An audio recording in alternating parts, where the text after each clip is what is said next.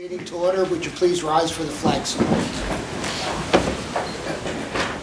I pledge allegiance to the flag of the United States of America and to the republic for which it stands, one nation, under God, indivisible, with liberty and justice for all. Thank you. Public notice statement, please, Madam Secretary. Thank you, Mr. President, and good morning, Commissioners.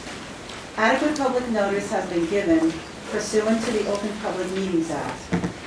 Notice has been posted on the Board's office and website and emailed to the Department of State and to newspapers of broad circulation within the state.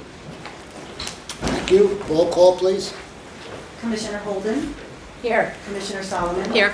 Commissioner Gordon? Here. Commissioner Christodoulou? Here. President Ferliso? Yes. Next regularly scheduled meeting?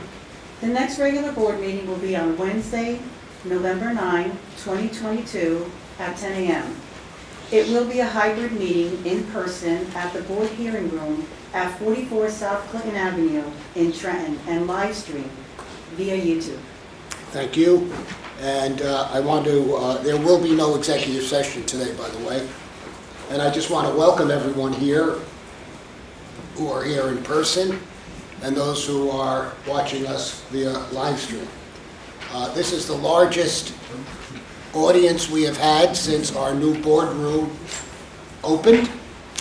So I'm going to suggest to my colleagues that we entertain historic votes more frequently so that we get people here to come in person and see us. And as you know, I'm sure most of you are here because you missed us and you wanted to just see us. I mean, it has nothing to do with any of the votes that we will be taking here today. But welcome, and it really is good to see such a crowd. It reminds me of our days in Newark when that boardroom was packed all the time, and so on. So it's really. Why don't we move back to Newark? Why don't we do that? I don't think so.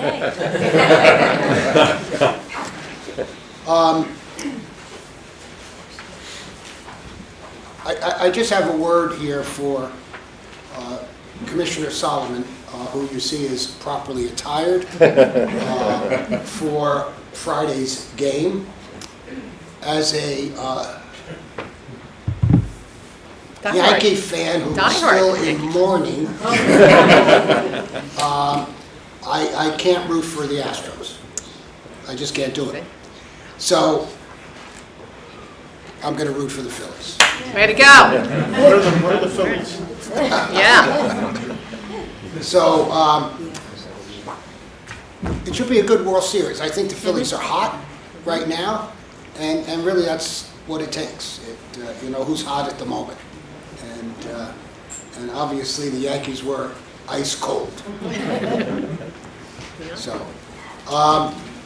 next week is going to be a 10-year anniversary for Superstorm Sandy, and there are going to be a number of programs and things of that sort reflecting on what New Jersey went through during that unprecedented storm.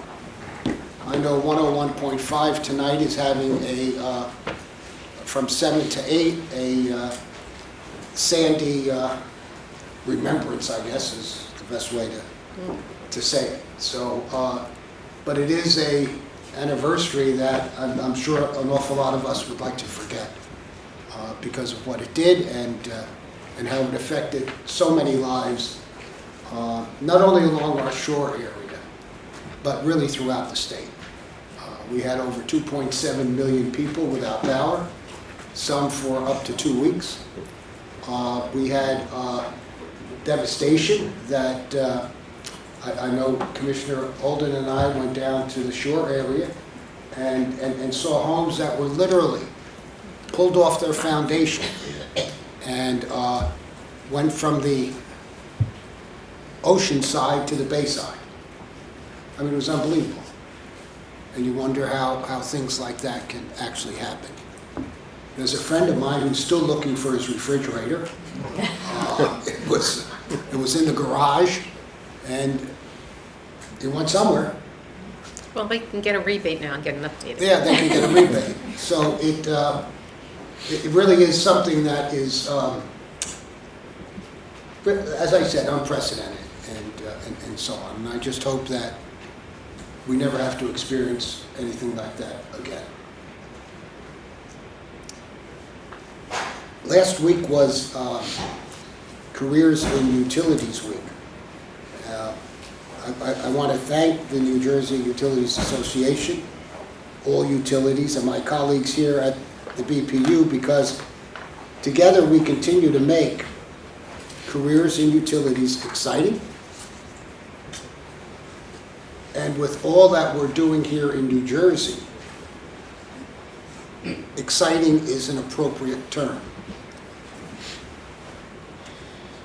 I want to extend a special thank you to the great employees here at the board for their tremendous work. In addition, I want to extend a warm welcome to our newest colleagues who are joining us today. And I'm going to go down, and one of the individuals I'm going to give to Zenon, because I can't pronounce the guy's name.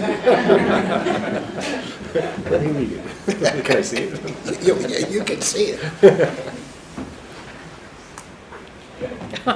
Athanasopoulos. It's the normal pronunciation. Northern Greek style. Nobody likes wise guys. Matthew Coleman in audits. Matthew, welcome. Diane Phillies fan. Watson, Clean Energy. Diane, welcome. Thank you. Sawyer Morgan, Clean Energy. Welcome. Samantha Say, Clean Energy. Hi, Samantha, welcome. Malachi Cummings, Energy and Water. Welcome, Malachi. We welcomed you, but not publicly. Stephen Athanasopoulos. Welcome, Stephen. You don't mind if we change your name to Smith, do you? And Stephen is in legal. Welcome, Stephen. And Julian Herschel, State Energy Services. What's my name? It's Julian, right? Yeah. Okay. Thank you. Welcome. And yeah. So let's give them a round of applause.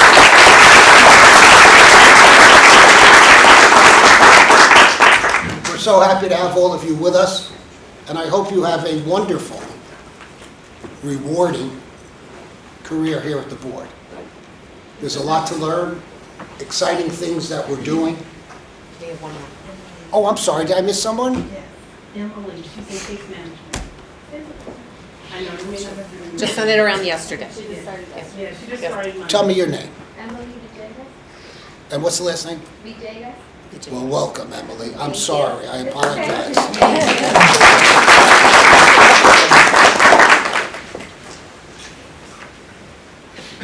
We are so fortunate we have been able to recruit over the last almost 5 years some outstanding individuals here at the board. And this current class is part of that. So we look forward to working with you and be a part of the BPU family where we help one another, assist one another, and work with one another. So, thank you.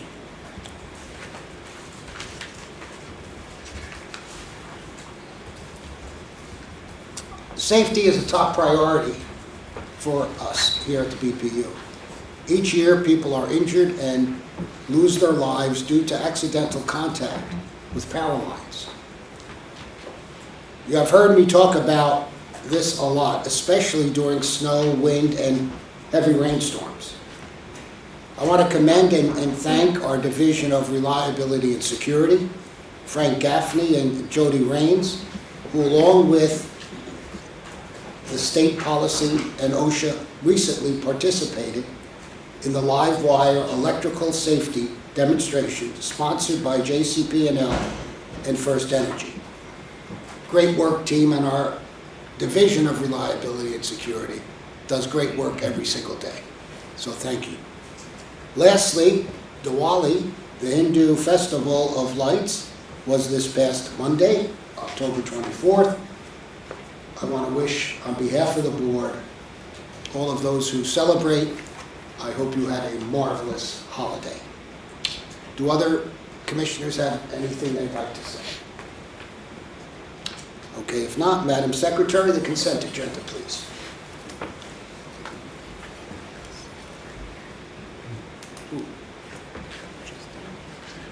Madam Secretary, Mr. President, I'll be recusing myself from this vote because I was not part of the board on March 23rd. Okay, thank you, Commissioner. Folks who are standing, there are seats over here, if you'd like to sit.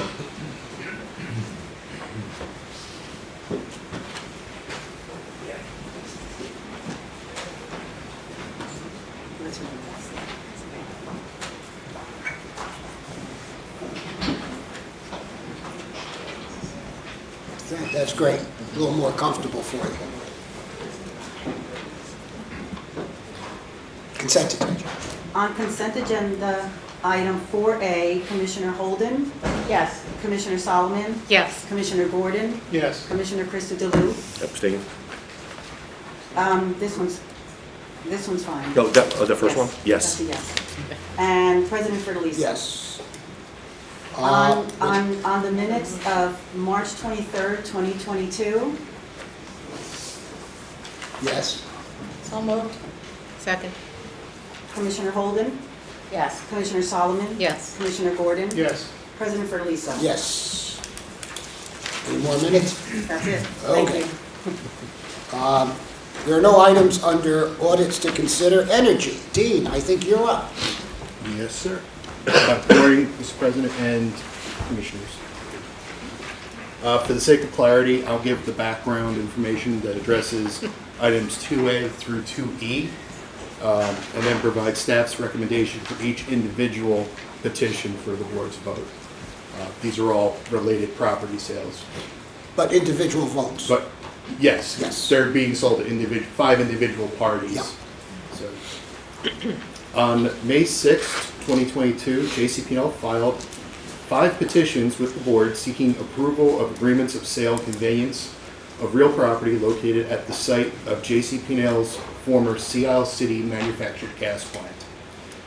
The site consists of 14 properties that required environmental remediation due to its former use as part of the manufactured gas plant.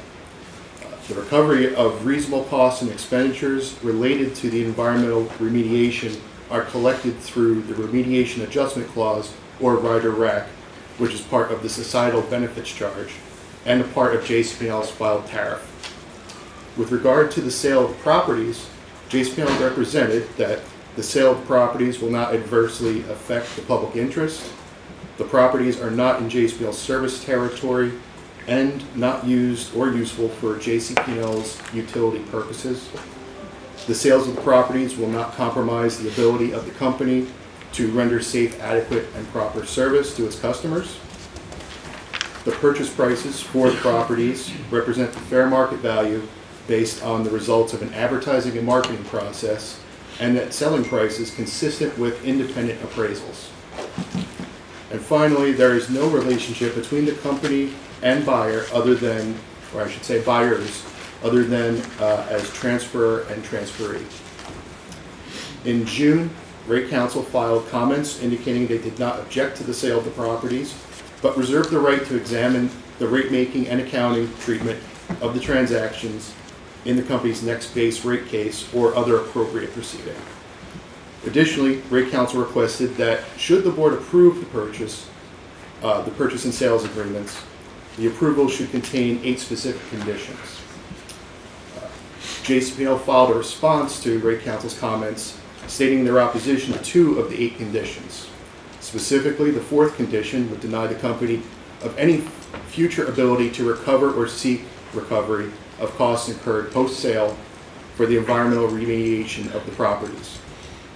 The company also opposed rate counsel's 8th condition, which stated that nothing in the order shall be construed to affect JCP&L's JCP&L's liability for natural resource damage or other responsibilities or damages arising from its activities at any site, or JCP&L's responsibilities or claims in any other matter arising from environmental investigation and remediation of any of its properties. The company argued that the board did not have jurisdiction over and could not affect its liability in this regard, and stated the condition should be rejected.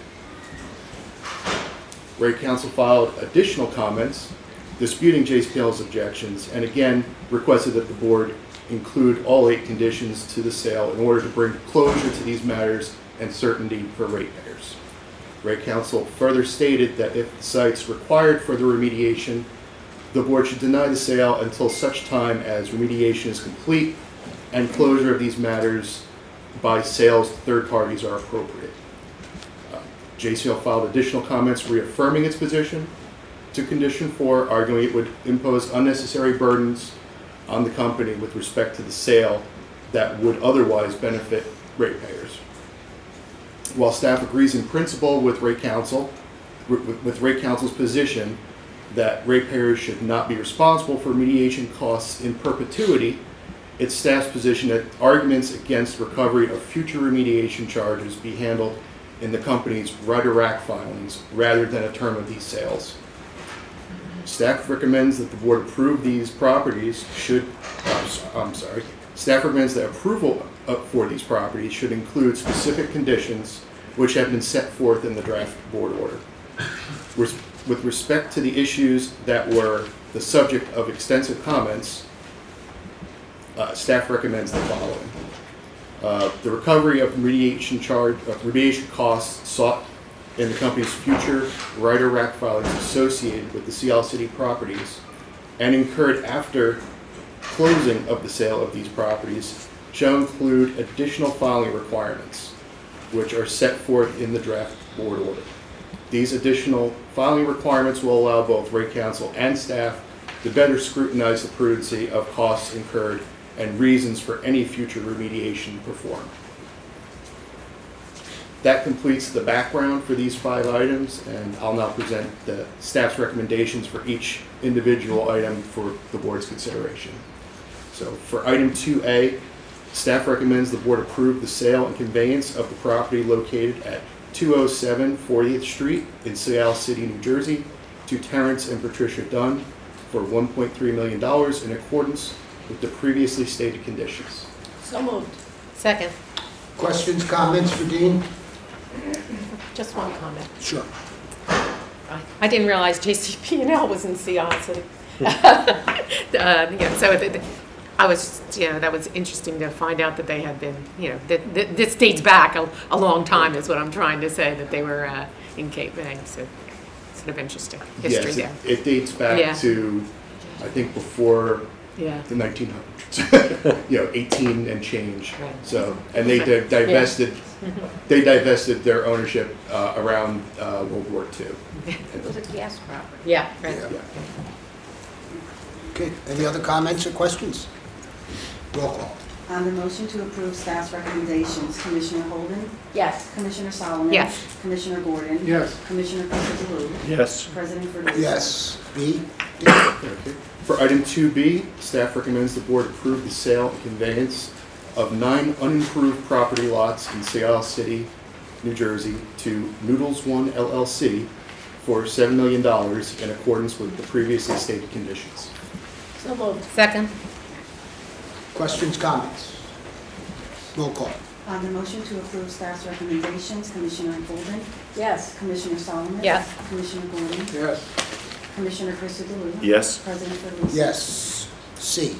For item 2C, staff recommends the board approve the sale and conveyance of the property located at 214 39th Street in Seattle City, New Jersey to Susan Simpelis and Michael and Cindy Semick for $1.52 million in accordance with the previously stated conditions. So moved. Second. Questions, comments? Roll call. Commissioner Holden? Yes. Commissioner Solomon? Yes. Commissioner Gordon? Yes.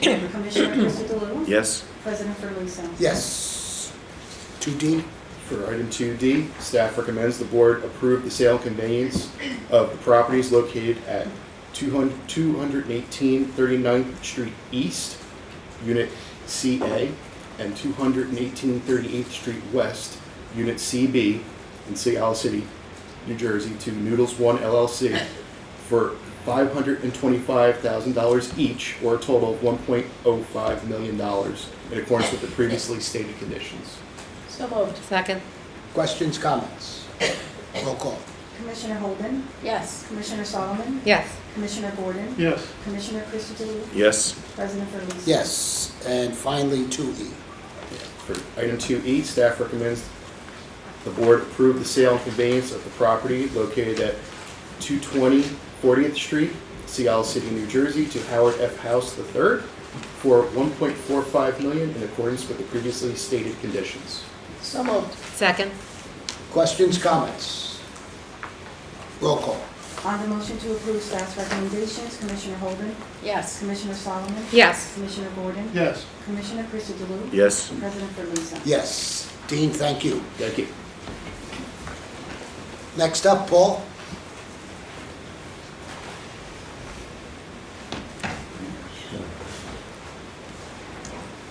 Good morning.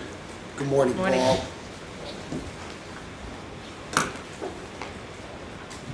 Did you say 2? Okay, sorry. On August 12th, 2022, Markel Manufacturing LLC filed a petition seeking a 3-year extension in its board-approved agreements that governs the discounted electric and natural gas societal benefits charge that Markel pays Public Service Electric and Gas Company, which is set to expire December 1st, 2022. Concurrently, a motion for emission pro hoc vice was filed for Mr. Robert A. Westhard Jr. On September 30th, 2022, PSE&G filed a motion to intervene in this matter. On October 12th, 2022, the New Jersey Division of Rate Counsel filed a no objection response with PSE&G's motion to intervene. Staff recommends that the board issue an order granting the motions. So moved. Second? As you will recall, Markel Paper Company had a major fire some years ago and has been trying to really work its way back and has been making some significant progress in getting back to full operation. I don't think they're there yet, but jobs were lost and so on. People are being rehired now, and the feeling is we need to, as a state, maintain and keep them here. And it's something that I think is vital for the economy of the state of New Jersey. Yes.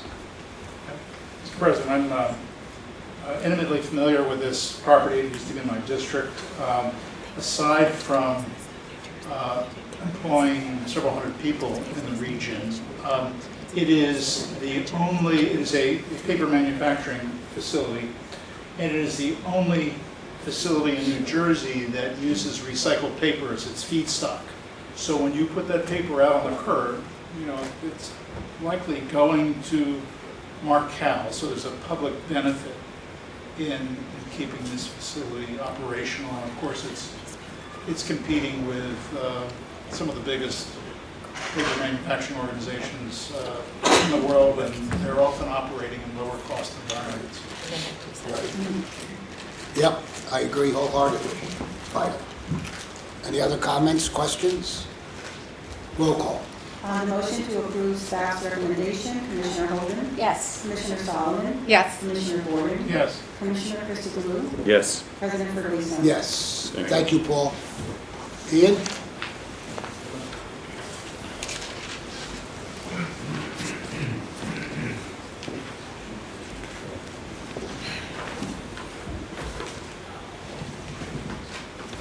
You have something to do with FERC here. Yeah. Yes, that is correct. This is agenda item 2G, ratification of staff reply comments in the this application staff reply comments in third docket on 2117, which is building for the future through electric regional transmission planning and cost allocation and generation connection.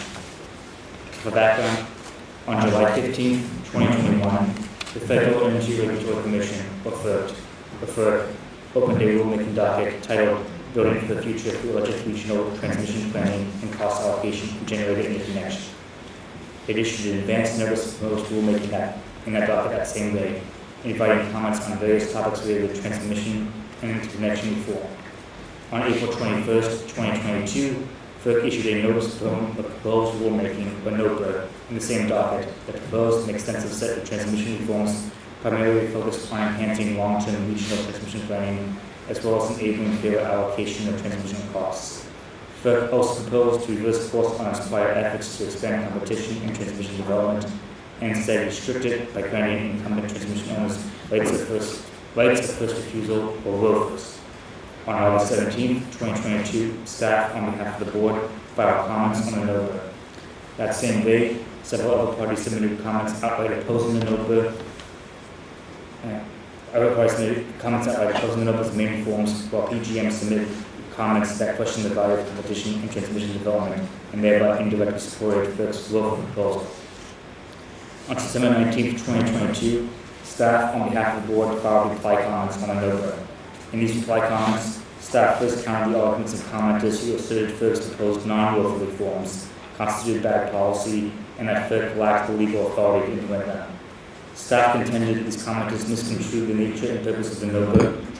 More specifically, staff explained that FERC is simply trying to ensure that RTOs and other transmission providers are efficiently planning for the new renewable capacity demanded by voluntary buyers and state policy in order to meet those needs and maintain system reliability at the lowest possible overall cost. FERC is not attempting to improperly influence the generation mix nor shift the cost of some states' FERC is not attempting to improperly influence the generation mix nor shift the cost of some states' public policies to other states, as these commenters erroneously claim. Staff also countered anti-competition arguments that PGM proffered in its initial comments. Specifically, PGM offered data showing that incumbent transmission utilities usually propose the most efficient solutions and therefore win competitive transmission solicitations, and contended that this meant that competition usually provides no benefits to ratepayers. Staff countered that this data is merely an artifact of PGM rules that generally prohibit anyone but the incumbent from proposing the most efficient types of solutions for the most common project types. As an uneven playing field skews this data, PGM's argument fails to establish that full and fair competition fails to provide ratepayers with significant benefits. Staff also pointed to PGM's experience with the Artificial Island project, in which competitive solicitation of transmission project proposals ultimately reduced the cost of the project by about 60%, saving New Jersey ratepayers hundreds of millions of dollars. Staff therefore recommends that the board ratify the reply comments that filed with FERC on September 19, 2022. So moved. Second. Questions, comments for me? Roll call? On the motion to approve staff's recommendation, Commissioner Holden? Yes. Commissioner Solomon? Yes. Commissioner Gordon? Yes. Commissioner Christodoulou? Yes. President Furlese? Yes. Ian, thank you. There are no items under cable television, telecommunications, or water for consideration. That brings us to reliability and security, and you're up. How are you today? Good morning, President. Good morning.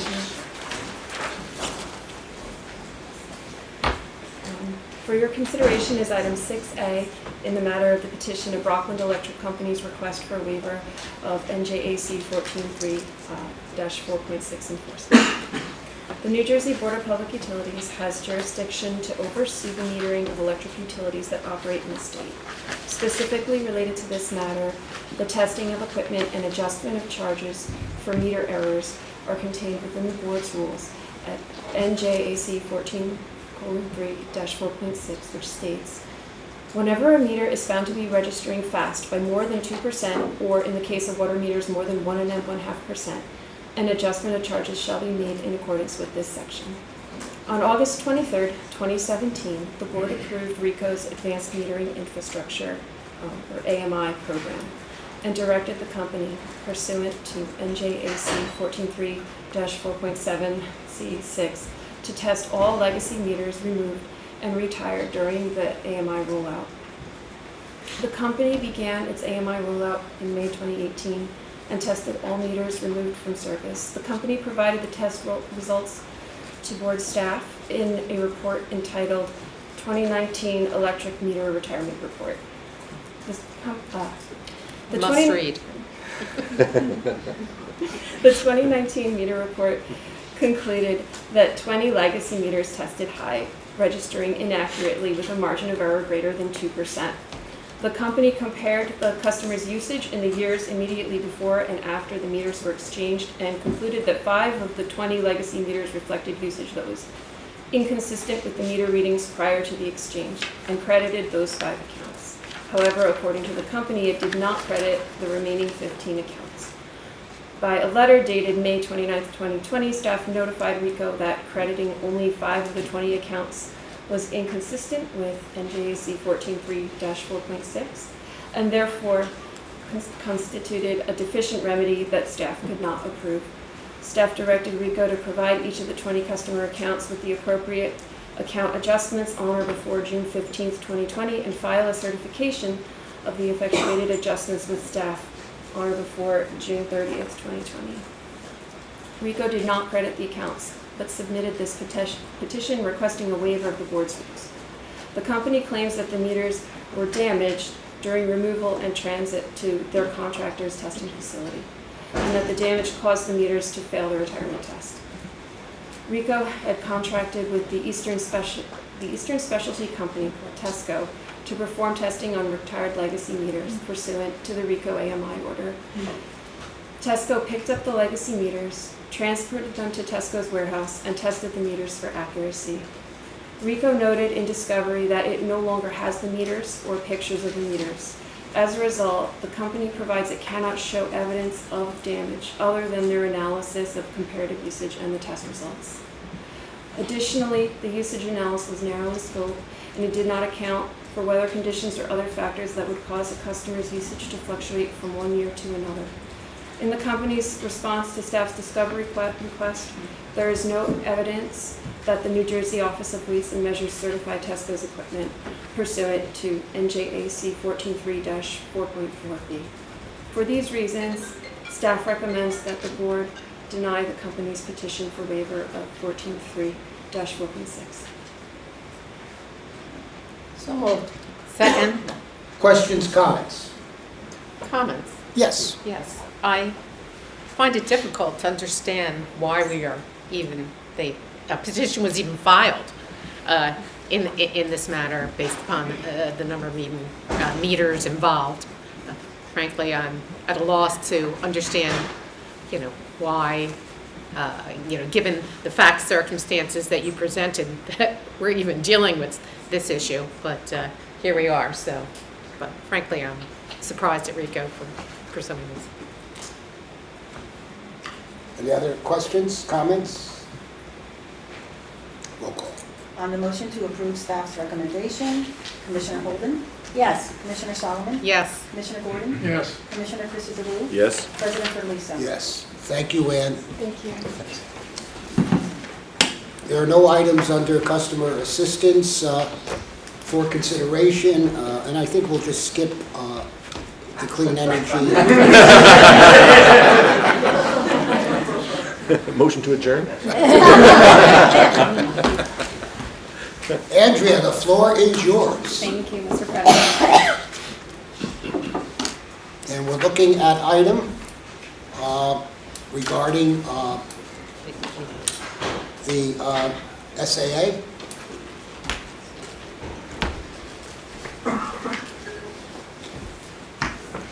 Good morning, Mr. President, Commissioners. I'm truly grateful to be here today to present to you staff's recommendation on New Jersey's and the nation's inaugural coordinated offshore wind transmission solution. The solution presented to the board will ensure offshore wind energy can be brought to New Jersey customers at a cost efficiently as possible, saving an estimated $900 million while reducing environmental and community impacts and maintaining safe and reliable electric service. Today's recommendation represents a culmination of enormous collective efforts, and at the outset, I'd like to thank the board for your vision and support in this multi-year endeavor. In addition, I would like to thank all board staff who contributed to this significant effort, as well as PJM, the New Jersey Department of Environmental Protection, the New Jersey Division of Rate Counsel, the Department of Military and Veterans Affairs, the Pinelands Commission, and our consultant, the Brattle Group. In addition, staff benefited greatly from input from many stakeholders during the development of this approach. And finally, we appreciate the efforts of the transmission developers who responded to this solicitation with their thorough and thoughtful proposals. At the outset, it's helpful to provide some additional context on the importance of this undertaking and how we got here, and why today's recommendation is so important, and how New Jersey's offshore wind efforts are truly leading the nation in the development of this budding industry. Well over 10 years ago, the New Jersey legislature passed and Governor Christie signed the Offshore Wind Economic Development Act.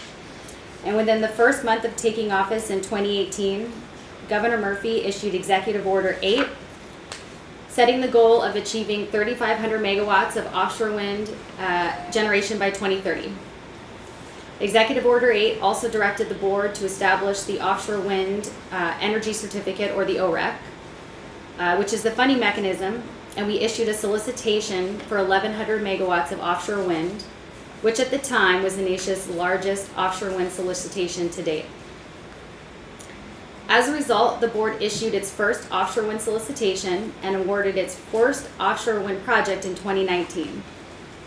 Also in 2019, Governor Murphy issued Executive Order 92, increasing New Jersey's offshore wind goal to 7,500 megawatts by 2035.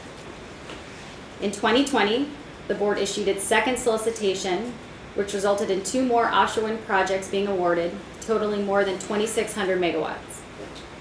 Based on the clean energy needs of the state, the success of the first 2 solicitations, and the auction of the new offshore wind lease areas by the federal government, Governor Murphy announced in September of this year that the offshore wind goal would increase to 11 gigawatts by 2040. The awarded offshore wind projects are large infrastructure projects which will span 20 plus years and involve numerous federal, state, and local parties, and represents a critical piece in fighting the effects of climate change by decarbonizing our grid and transitioning to a clean energy future, while simultaneously providing enormous economic benefits to the state. As with any new resource, the necessary transmission infrastructure required to support delivering the energy to customers must also be developed. Transmission infrastructure plays the critical role of delivering power, including clean offshore wind power, to the customers who need it. Transmission is therefore an essential element, not only for the success of offshore wind in the state, but also in achieving the state's carbon emission reduction goals. Under our first 2 solicitations, each project was required to propose a bundled approach, that is, the generation and the transmission bundled together, so each offshore wind project would bring their own electricity onshore. While important for the initial projects to move forward expeditiously, it became clear that in order to meet our robust clean energy targets and reduce inefficiencies, the state would need to look at a coordinated transmission solution. To that end, beginning in 2019, we held a series of technical conferences and stakeholder meetings to inform our research. In New Jersey and other Mid-Atlantic states, the transmission planning process is based on a detailed set of rules approved by the Federal Energy Regulatory Commission and implemented by PJM. These rules determine how and when to expand and enhance the regional grid and outline a highly competitive, robust structure to select which projects get built. To position the state to reach Governor Murphy's then goal of 7,500 megawatts of offshore wind by 2035, in November of 2020, the board formally requested inclusion of its offshore wind public policy into the regional transmission expansion analysis at PJM and to use the state agreement approach, the SAA. The SAA is a tool offered by PJM for its member states to request transmission development needs based on policy requirements, that PJM will incorporate into the regional transmission expansion planning process. The SAA initiates a competitive solicitation for transmission projects from a broad pool of qualified regional developers, ensuring that New Jersey can select the most efficient and effective options available in pursuit of a coordinated transmission solution for delivering offshore wind. PJM with BPU staff developed the solicitation for proposals that would address the onshore as well as offshore transmission needs. PJM's robust competitive bidding process forces developers to propose lower costs and innovative proposals, resulting in efficiency and ratepayer savings. Opening the proposal window to all qualified PJM developers allows for a diversity of approaches and expertise that identifies an optimal grid with high benefits and low environmental impact. At the close of the solicitation, applications were received from 13 entities proposing 80 projects. The proposals represented a mixture of conventional as well as creative, novel, and competitive solutions to respond to our transmission challenge. Under the SAA, the BPU is the ultimate decision maker, deciding which, if any, of the proposals proceed to construction. These projects would not be pursued if they do not result in development of a lower cost, lower risk, or higher benefit option for the interconnection and delivery of New Jersey's offshore wind. As a starting point, staff and Brattle developed a baseline scenario. The baseline scenario approximates a future without the SAA. Generally, the baseline scenario included estimated cost and processes associated with the bundled procurement of all offshore and onshore transmission facilities, constructed by individual generators necessary to interconnect 7,500 megawatts in the absence of any SAA solution. In addition to developing the baseline, staff set forth 10 criteria that were published by PJM when opening the solicitation window. To facilitate its review, the evaluation team combined the 10 criteria into 5 high-level metrics, including reliability and other transmission benefits, net ratepayer impacts and costs, schedule compatibility, environmental impacts, and constructability.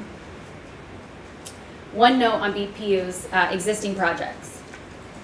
When requesting inclusion of its public policy into the RTIP process, the board noted that Ocean Wind 1, awarded through the board's first solicitation, would not be impacted by the SAA solicitation. When the board awarded projects in its second solicitation, Ocean Wind 2 and Atlantic Shores 1, it left open the possibility for these projects to utilize an SAA solution should the use of the facilities envisioned under the SAA process be in the best interest for New Jersey ratepayers. As such, while not determinative in itself, one additional consideration in staff's review was how well the proposed SAA solution might work with the two second solicitation projects. For this reason, PJM studies address the injection of 6,400 megawatts of offshore wind, representing the 2 solicitation 2 projects and the balance needed to reach that 7,500 megawatt goal. So moving on to the evaluation results. Proposals were requested for 3 separate options that could ultimately be selected individually or combined with other options or other proposals. As you recall, an option 2 solution would extend the PJM grid into the ocean, providing a potential interconnection location for generators that's relatively close to the turbines in the ocean. When initiated, the board desired an option 2 solution that would reduce the number of shore crossings by collecting electricity from one or more offshore wind farm and bringing that electricity from these projects collectively onshore. However, at the conclusion of staff's analysis, it was determined that none of the option 2 proposals offer sufficient benefits to the state to garner staff's recommendation and do not improve upon the baseline for several reasons. First, the option 2 designs received would predominantly connect only a single project to each offshore substation rather than connect multiple offshore wind farms, resulting in no reduction in the number of export cables against the baseline. Second, transmission-only projects do not currently qualify for the 30% federal investment tax credit which is available to generation projects. If offshore wind generators construct the transmission necessary to bring their respective projects onshore, costs for these systems, having been part of the project's capital investments, are eligible for the 30% ITC. Staff remains optimistic that the cost of a coordinated transmission will continue to decrease, which could open the door for procurement of Option 2 facilities through a future SAA solicitation. Third, the unbundling of offshore wind transmission and generation responsibilities raises coordination challenges and increases project-on-project risk. In an Option 2 scenario, generators would be fully reliant on the transmission developer to ensure availability of the necessary transmission facilities. Without these transmission facilities, the generator cannot deliver their output to the grid and earn revenues. None of the SAA bidders proposed an incentive structure that would tie cost recovery of the transmission facilities to the operational performance of those facilities. Similarly, Option 3 proposals to link offshore wind projects together in what is usually referred to as a backbone did not have sufficient benefits to outweigh the costs at this time. Our analysis found that the benefits of linking projects at this time do not outweigh the costs. Staff remains committed to exploring the option of a full ocean grid as the industry and technology matures.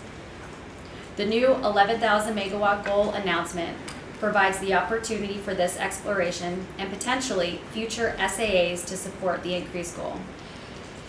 It is likely that the future regulatory developments, including development of a tax policy and potential federal funding streams, will continue to enable and enhance the attractiveness of facilities required for a network offshore grid.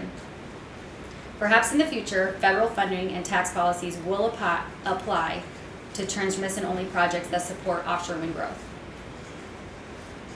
Having concluded that neither an Option 2 nor an Option 3 scenario should be included in staff's recommendation, staff examined the Option 1 proposals, which include all transmission upgrades and new facilities that are fully onshore.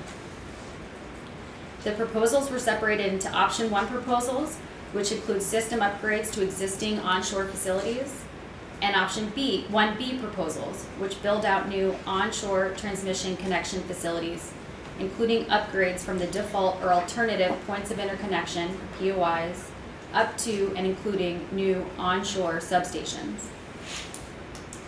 After a comparison of the attributes of the SAA bids with the baseline, staff's analysis demonstrates substantial benefits of an Option 1A solution, including costs. Brattle estimated that procuring Option 1A upgrades through the SAA will reduce costs to New Jersey ratepayers by an estimated $900 million compared against the baseline scenario. In addition to these savings, staff's evaluation demonstrates that procuring 1A solutions through the SAA reduces costs and schedule risk to generators by allowing either earlier initiation of required upgrades onto the PJM system. The selection of Option 1A proposals depends on the selection of an Option 1B scenario. So staff then evaluated the Option 1B proposals. 4 SAA bidders initially submitted Option 1B only proposals. Several other bidders provided Option 1B proposals within and as part of their Option 2 proposals. In reviewing the applications and PJM's analysis, staff made several findings regarding the Option 1B proposals. First, many Option 1B proposals are cost competitive compared to the baseline. Notably, the Option 1B proposals allow offshore wind generators to apply for the ITC for a larger range of total cost as compared to the Option 2 proposal. Second, the selection of Option 1B facilities enables the POI benefits by coordinating not only the injections at that POI, but also access to the POI through common transmission cable routes. Third, selecting Option 1B upgrades through the SAA will likely increase competition in the future for future offshore wind generation solicitations by providing a single plug for generators to attach their own facilities. Critical to the board's decision in pursuing the SAA was the ability to select an SAA project, or not select any project at all, that best suits New Jersey goals while providing a more efficient and cost-effective means of meeting the state's offshore wind goals and decreasing the chance of delays. As such, in evaluating the SAA proposals, staff not only evaluated the proposals against one another, but also against the baseline scenario and against achieving the state's overarching SAA goals. One initial consideration in evaluating the option 1B solutions was how many potential transmission routes or corridors the proposal included. Option 1B solutions provide an opportunity to reduce the number of additional future onshore corridors required to achieve the 7,500 megawatts from three estimated in the baseline scenario to either 1 or 2. A single corridor allows all remaining generators required to meet New Jersey's 7,500 megawatt goal to access the same single point of interconnection enabled through a combination of option 1A and option 1B solutions. A 2-corridor solution would entail 2 points of interconnection, and generators would be directed to connect to one or the other point of interconnection. Staff's analysis found that a single corridor solution has the potential to offer substantial permitting efficiency and best minimizes community disruption and environmental impacts for that singular right-of-way rather than a 2-corridor solution, which would require 2 distinct permitting processes and more impacts. This results in significant benefits, particularly to New Jersey shores, coastal communities, and communities along the proposed transmission corridor. Finally, staff also considered the preferred location of a single corridor solution. With all these considerations, staff determined SAA scenarios which met the following specific criteria were preferred. First, create a single onshore point of interconnection. 2, reduce the number of necessary onshore corridors to reduce environmental and community impacts. And 3, increase competition in future offshore wind solicitations by providing all generation bidders equal access to the point of interconnection and the necessary land near the selected POI. Staff determined that the jointly developed proposal submitted by Mid-Atlantic Offshore Developer, or MAOD, and Jersey Central Power and Light, or JCP&L, referred to as the Larrabee Tri-Collector Solution, best meets the goals of the SAA and will result in a more efficient and cost-effective means of meeting the state's offshore wind goals at this time. When compared against the baseline, analysis reveals the Larrabee Tri-Collector Solution features benefits across the stated SAA evaluation criteria and is the strongest option 1B single corridor solution when compared to others. The predominant portion of the Larrabee Tri-Collector Solution is a new substation adjacent to the existing JCP&L Larrabee substation. Selection of the Larrabee Tri-Collector Solution and associated option 1A upgrades will enable the 6,400 megawatts of SAA capability required to efficiently satisfy New Jersey's goals while pursued under the SAA. The MAOD JCP&L option 1B solution is estimated to cost $504 million. The necessary option 1A upgrades identified by PJM are estimated to cost $575 million, for a total of $1.08 billion for the full Larrabee Tri-Collector solution. Under the baseline scenario, without the SAA, the total onshore option 1 upgrades are estimated to cost $1.71 billion, representing a savings from the Larrabee Tri-Collector solution of $630 million. Further, in selecting the Larrabee Tri-Collector solution, there is an additional $288 million in savings compared against the baseline from reducing the costs of the offshore wind transmission facilities inherent in going from 3 corridors, landing points, and POIs in the baseline to this 1 corridor solution. This results in a total savings to New Jersey ratepayers of more than $900 million, as well as providing a single, centrally located, electrically robust point of interconnection to the PJM grid. In addition, the scope of the Larrabee Tri-Collector solution was tailored to maximize federal tax incentives by increasing the share of upgrades eligible to receive the investment tax credit. The difference between receiving and not receiving the investment tax credit can be as much as $2.2 billion. In addition to these significant cost savings, there are substantial environmental and permitting benefits and reduced community impacts. Offshore wind generators will also benefit greatly from this recommendation, as cost and delay uncertainty is minimized, ensuring a more clear path forward in developing their projects. To enable 6,400 megawatts of SAA capability associated with the Larrabee Tri-Collector solution, including the SAA capability associated with the awarded second solicitation projects, totaling 6,400 megawatts, necessary option 1A upgrades must be procured. In its SAA reliability analysis report, PJM recommended the selection of the following proposed option 1A solutions to support the Larrabee Tri-Collector solution based on their costs, reliability benefits, and constructability. As set out in PJM's analysis and set forth in Appendix A of the forthcoming board order, portions of the following entities' option 1A proposals were chosen from competing proposals seeking to resolve similar violations. JCP&L, PSE&G, LS Power, Atlantic City Electric, PPL, Transource, PECO, and BGE. Staff agrees with PJM's recommended option 1A selections. Staff recognizes that by selecting an option 1B only SAA solution, along with the applicable option 1A projects, that provides for a single location for future interconnections, each generator utilizing the SAA solution will need to build the necessary electric transmission cables and infrastructure to carry future projects from the ocean to that POI. In evaluating how to minimize these risks, staff identified a solution that, when coupled with the option 1B and associated option 1A projects, would result in a single shore crossing and a single onshore route to that POI, all of which would be permitted and constructed at the same time for use by future generation projects up to 7,500 megawatt goal of this SAA.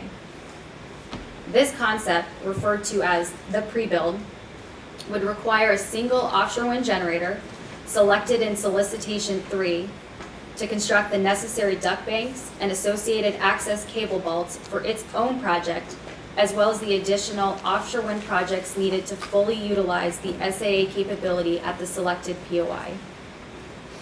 The developer that constructs the pre-build would utilize one of the duct banks and cable vaults that are constructed, leaving additional sets of cable vaults and duct banks for use by future offshore wind projects awarded in solicitation 3 and/or subsequent solicitations.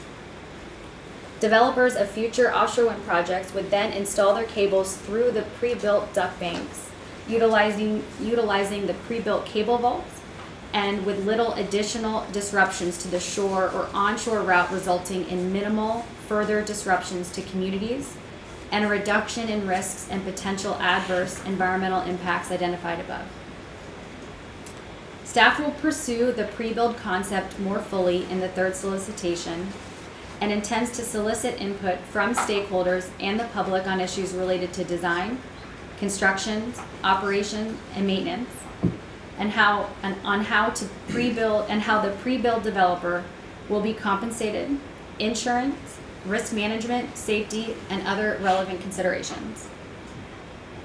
While staff found proposals that comprise the Larrabee Tri-Collector solution are in the best interest of New Jersey ratepayers in accordance with the evaluation criteria, transmission development is a long-term process materializing over many years with a degree of uncertainty.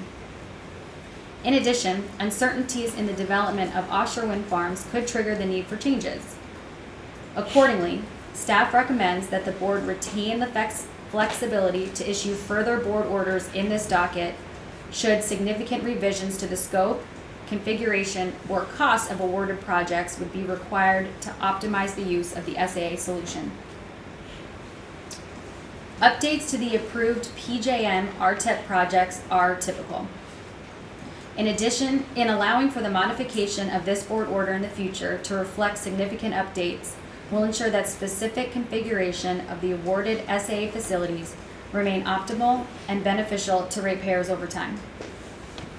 Staff anticipates ongoing work with PJM to identify additional flexibility or other configurations that would increase the benefits of the Larrabee Tri-Collector solution to New Jersey ratepayers. In conclusion, based on our collective analysis, staff makes the following 3 recommendations. That the board award the Larrabee Tri-Collector solution proposed by MAOD and JCP&L.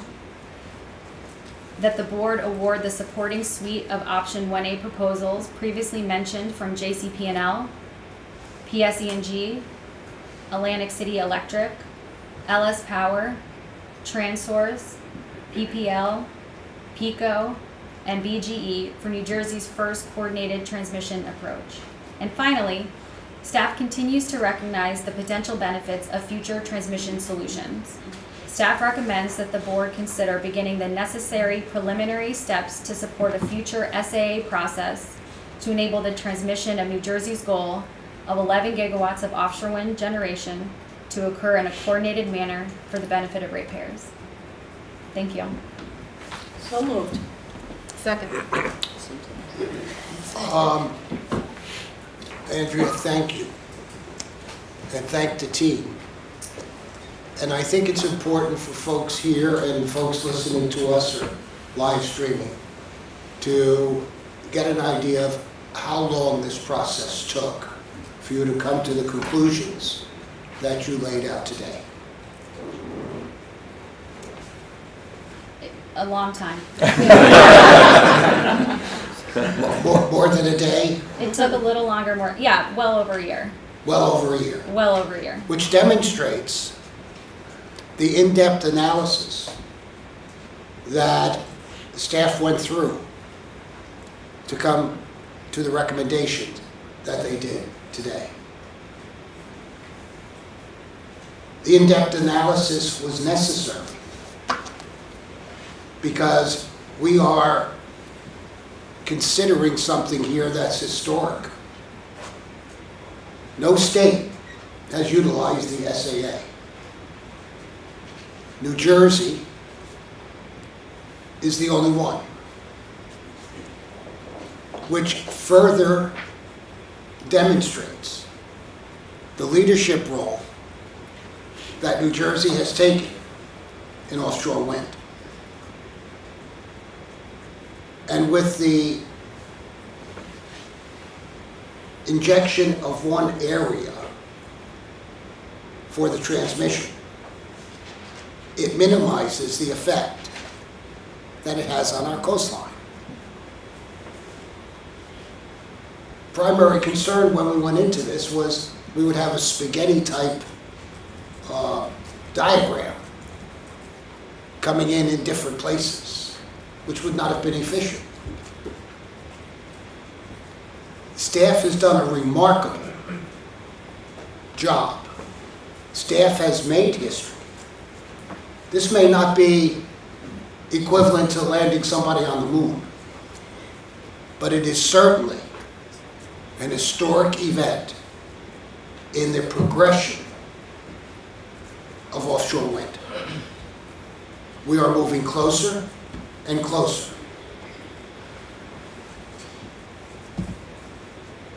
And I think today's action ensures that we are meeting the state's offshore goals in the most efficient, responsible, cost-effective manner possible. I have said this many times, and my colleagues have mentioned it many times. We try to be prudent in our approach.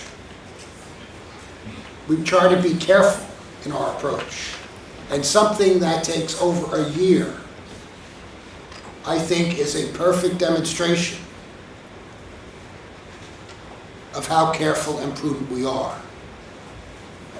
We understand that the ratepayers, you and I, are paying. We understand that. And we take that very seriously. I am sure there are some critics out there who think we just throw stuff up against the wall and hope something sticks. That's not the approach. We have outstanding minds who are researching, analyzing, and coming up with the best possible solutions from our perspective. New Jersey today, the Board of Public Utilities today, our clean energy program today, PJM today, has made history. And we're not finished. We're going to have a third solicitation. We may have another SAA. Something that will propel or continue to propel New Jersey's leadership role in offshore wind. Regardless of how we feel or how anyone feels about climate change, if we can reduce the carbon impact that has had a devastating effect on our environment, we are achieving a lot. We are achieving, I would like to think, a better future for generations to come. And that's our obligation.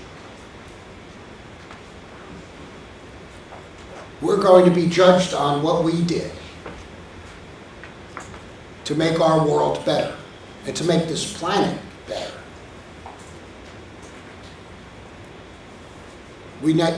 I won't be here to see the conclusion of everything. But if when I leave, I can say, in good conscience, we gave it one hell of a shot, and we have the best staff in state government. So I want to say thank you. Thank you. You wanted to make a comment? Yes. Thank you, Mr. President. I first want to just second the President's comments by thanking the BPU team and their colleagues at PJM and other agencies for their extraordinary work. The policy analysis that you've done and the end product, I think, are truly world-class. So I congratulate you for that. I believe the action that we're about to take is not only groundbreaking, but genuinely historic, because it will set in motion infrastructure investments that will have a transformative impact on our state and our nation. Throughout our history, other public bodies, in meetings such as this one, launched initiatives that led to the development of an interstate highway system, a transcontinental railroad, the hydroelectric dams of the West, rural electrification, and other projects that changed America for the better. The creation of an offshore transmission system off the New Jersey coast will have an impact no less significant. Today, with this order, we are selecting cable routes, points of interconnection, sites for new transmission infrastructure, and the organizations that will conduct the work. But we are doing something more far-reaching than approving an individual project. We are implementing decisions that will provide the foundation for the design of an offshore transmission network that I believe will transform the energy sector. We are putting in place the transmission infrastructure that will support further expansion of generating capacity off our coast, and we are advancing planning concepts that will minimize the impact on our environment and our ratepayers. As we heard, we estimate that the coordinated network approach we are advancing will save ratepayers nearly $1 billion over a program based on individual projects. And this is just the first step. I believe the network we are launching in New Jersey will eventually rival the onshore grid in scale and will stretch from New England to the Carolinas. My hope is that absent a federal program, the states will soon begin to work together to plan what I call the Atlantic Grid. With this initiative, New Jersey has become the nation's leader in offshore wind. I am reminded of a Depression-era comment by Justice Brandeis, who said, "The states are the laboratories of democracy." Before there was FDR's New Deal, there was Governor Roosevelt's first-in-the-nation program in New York to provide relief from the faltering economy. 90 years later, the challenge is climate change, and this time, New Jersey is pointing the way. Thank you very much. Any other comments, questions? If I could, just to reiterate again, the staff has done such an incredible job. All of you, I'm incredibly impressed, and I think we should all be very appreciative of the work you've done to help set New Jersey on a path to lead the country and, in fact, the world. As we all know, every day starts in the East, and I believe that the new days will be starting on the East Coast of America and of our great state. So thank you all, and I'm very excited about where this is all going to lead us. We're going to fight over Yeah, it. yeah. I'll go last. What? Go on. Sure. Senior. Okay. Oh, that's what I thought you wanted to do. Okay. Oh, sure. I, like my fellow commissioners, take my fiduciary responsibility to the ratepayers of New Jersey seriously. And I support our efforts for a clean energy future if done responsibly. Most important to me is ensuring both grid reliability and cost affordability. Traditional utility regulation provided for integrated resource planning, which required state public utility commissions and utilities to conduct a hard analysis and find the most prudent and cost-effective way to meet energy demand. We have, to some large degree, moved away from that historical process, both nationally and here in New Jersey, and public policy interests now primarily drive resource selection.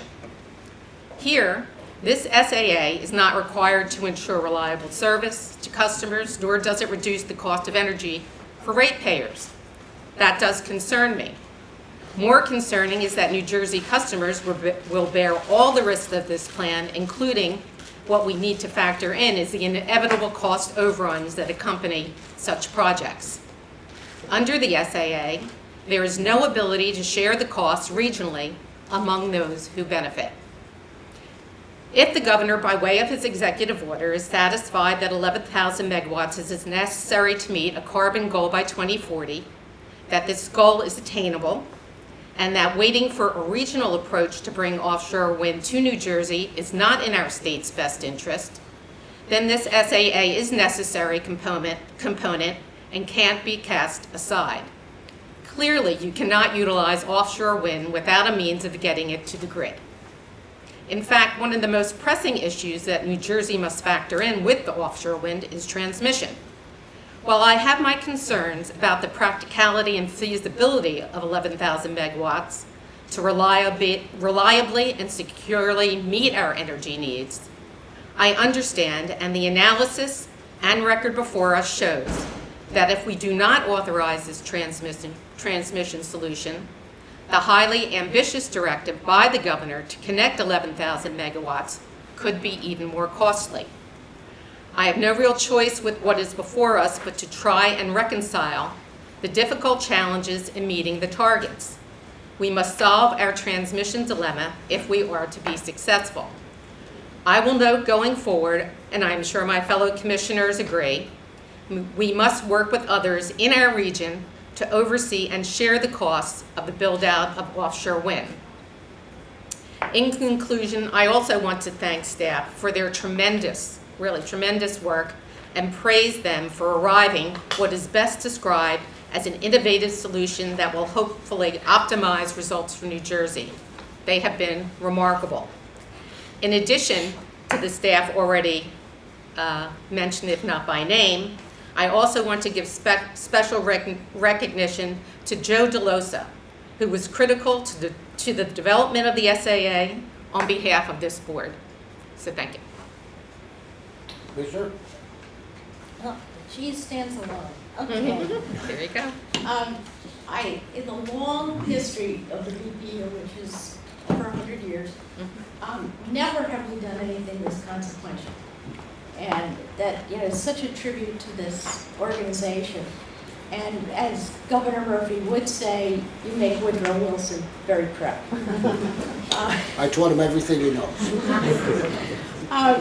You know, I was maybe a little more than a year ago, the National Organization of Utility Commissioners formed a task force on transmission planning nationally. And some of us were rather angered because we were not selected to be part of it, even though we were going through this tremendous analysis and solicitation, had such robust response to the solicitation. And in our anger, I looked at President Fiorelisa and I said, you know what? We're going to show them. We're going to show them they're going to still be studying, and I'll tell you, I go to all those task force meetings, even though you're not allowed to say anything, and it's like watching paint dry. In fact, some of the FERC commissioners have said so as well. This was the beginning of a regional approach. And if you like this, you ain't seen nothing yet. We're going to be proposing. The evaluation team was outstanding. You took all the commissioners' tough questions, even my little red pencil edits on the board order. But it was a very informative process of the detail and the science that went into this. This is, just not something that's based in practicality. It's certainly not based on what's the cheapest way to do things, but what is the best and the wisest use of money. And I think we have the wisest, most practical and electrically practical solution here. And thinking ahead to try to make sure we get additional savings with the investment tax credits if possible. And speaking to someone in the audience, it reminded me 3 years ago, the leadership team at PJM took a monumental change. And it was because of that, and probably our complaining about some of the management team at PJM, that we were able to now take advantage of the wonderful staff that they have and the tremendous amount of data that we may have been losing out on access to. And we have a much more collaborative approach. So it really was a true partnership on this. As to developing as offshore wind, I say why not? President Obama had said, it's an all-in solution, and we have a tremendous reliable resource, renewable resource, right off our shores. So let's take advantage of it. It's plentiful for New Jersey, and I'm very excited about today. In case you get time, thank you. Good. I just want to build on, if I may, some of the things you said regarding PJM. From my perspective, anyway, there were a couple of reasons, a few reasons, why we decided to go in the SAA direction. Number one, we knew it was going to save the ratepayers here in the state of New Jersey money. Number two, we knew it would incentivize a more regional approach to transmission. And as was mentioned in Andrea's presentation, that one injection area can take multiple transmission lines. So it minimizes the effect on the coast. Also, PJM would not approve or recommend a process or a project that did not ensure reliability. Their primary purpose, or one of their primary purposes, as a regional transmission organization, is to ensure reliability. And you mentioned the astute minds that they have there. They have some really smart folk who have forgotten more than I'll ever know. So they're looking at it from multiple lenses, PJM is. And you're right. The leadership changed when I threatened to pull New Jersey out of PJM. Suddenly, New Jersey became relevant. And today is relevant. And today is making not only New Jersey look good, but PJM. And this is, as was mentioned, a first step in regionalizing transmission here in the Northeast. So again, thank you, good job, and I think we're going in the right direction. And if there are no other comments or questions, we can take a vote. On the motion to approve staff's recommendations, Commissioner Holden? Yes. Commissioner Solomon? Yes. Commissioner Gordon? Yes. Commissioner Christodoulou? Yes. President Ferlisa? Yes. Thank you, Andrea. You probably need a gallon of water with all the talking you did. Thank you. Lauren, Good morning, Commissioners and we Mr. President. have something on EV or something? Yes, we do. Something exciting, I hope. I'm sure. So, good morning, Commissioners. Guided by the Global Warming Solution Fund Act and the 2020 to 2022 Strategic Funding Plan, staff is proposing a new medium and heavy-duty electric vehicle charging program using funding from the Regional Greenhouse Gas Initiative, otherwise known as RGGI. Every 3 years, New Jersey creates a strategic funding plan that coordinates the use of funds by the 3 agencies that are tasked with dispersing funds from RGGI: the New Jersey Department of Environmental Protection, the New Jersey Economic Development Authority, and the New Jersey Board of Public Utilities. Under the current strategic funding plan, BPU is committed to funding programming within one of the plan's initiatives entitled Catalyze Clean, Equitable Transportation. This initiative calls for new or enhanced programming enabling low and moderate income households, particularly those in environmental justice communities, to participate in and benefit from New Jersey's efforts to improve access to clean transportation. Such programming will also complement existing state efforts to incorporate EV charging infrastructure throughout the state. Finally, the initiative calls for a reduction in air pollutants in overburden communities. Based on direction from the Act, the strategic funding plan, and guidance from the board, staff proposes a new program that would incentivize charging infrastructure to support medium and heavy-duty electric vehicles in overburden communities. The proposed program is designed to complement EDA's ongoing transportation electrification efforts by working in tandem with EDA's New Jersey Zero Emission Incentive Program.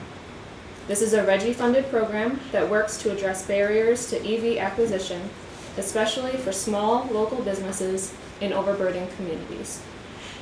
The BPU program would focus on funding 2 charging models, community charging and private fleet charging, to further support EV adoption in these areas. The goal of the community charging track would be to identify areas with a significant presence of or interest in growing the operation of electric, medium, and heavy-duty vehicles, while also accounting for low accessibility to DC fast chargers. The optimal locations for community chargers are those that are accessible by several local businesses that have or are interested in acquiring medium and heavy-duty electric vehicles. This program would also provide incentives for private fleet chargers. Private, medium, and heavy-duty fleets contribute significantly to greenhouse gas emissions. By supporting their shift to electrification, this program would work to alleviate pollution associated with emissions from medium and heavy-duty vehicles, particularly in environmental justice communities. In order to best prepare for a growing and evolving medium and heavy-duty sector, the funded chargers would be required to be DC fast chargers with a capacity of 150 kilowatts per hour or greater, and each project location could apply for up to 6 chargers. Using funds from the third and fourth quarters of the 2021 Reggie auction, this program would fund up to $16,150,648 worth of projects. Staff intends to launch the program application by December 1st, 2022. Staff recommends the board approve the proposed new medium and heavy-duty electric vehicle charging program. So moved. Second. First, thank you, Lauren and Kathleen Lewis. I saw you come in before for all your work and the team that you work with. And I also want to thank my colleagues and staff at the DEP and EDA for their help in designing this charging program. One of the reasons why charging programs are so important is it reduces anxiety, range anxiety. And we're concentrating here, and heretofore we were looking at vehicles, cars, that type of thing. But as most of you know, 40% of the greenhouse gas emitted in New Jersey comes from transportation, and 25% of that comes from heavy-duty vehicles. That means with smart and strategic programs and investments, like those featured in this program, we are getting the best bang for our buck. However, the importance is not just about reducing emissions, it's also about improving quality of life, particularly in our overburdened communities. The rate of asthma, respiratory problems that we find in our urban areas and low and moderate income areas, much of which can be traced to the carbon and the pollution in the air. By electrifying some of these most polluting vehicles, we are dramatically reducing the amount of localized and pollution in our communities. As I say, that lead to many respiratory problems. So it's not just a matter of reducing the carbon footprint. It's a matter of improving the health of the citizens of New Jersey, which is vital, obviously, because of the expense. Let's look at it coldly in dollars and cents in the medical field. It costs money to treat. And if we can reduce the health hazards, we can certainly save an awful lot of lives and, frankly, an awful lot of money. So again, thank you, Lauren and the team, for this program, one that I think is going to go a long way as we continue to move down the road, no pun intended, of electric vehicles and enhancing the infrastructure that's necessary to support those vehicles. Any other questions or comments? Yes? Just a question. Will there be any program evaluations occurring during the course of the program, just to see whether the people are availing themselves of the funding opportunities? So that if we need to make some kind of mid-course correction, we have the opportunity to do that? We will be following this program closely, especially as a first mover in this kind of space, to understand the need in the field and from these communities. But I will take that comment back to the team as well, and we can follow up with you. Thank you. Any other questions or comments?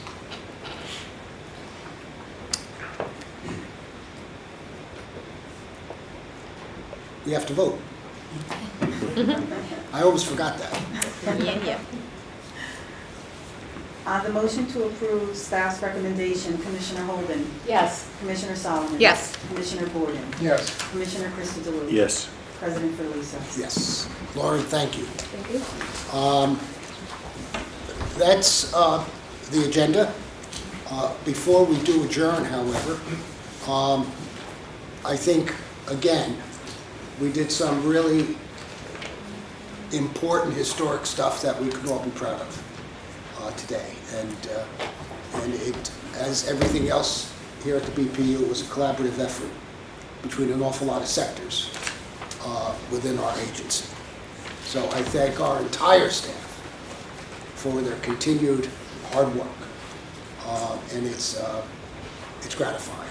And it's gratifying to work with you. And it's my honor to do that. I know everyone here is rooting for the Phillies. Only because Houston cheats. And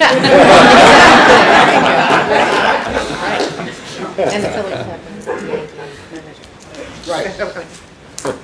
So, with that, I hope you all have a great Halloween. Go out and scare some folk, and hope you get a lot of candy, and if you get an excess of candy, please bring it to my office. With that, I'll entertain a motion to adjourn. So moved. Second. All those in favor? All right. We're adjourned. Thank you.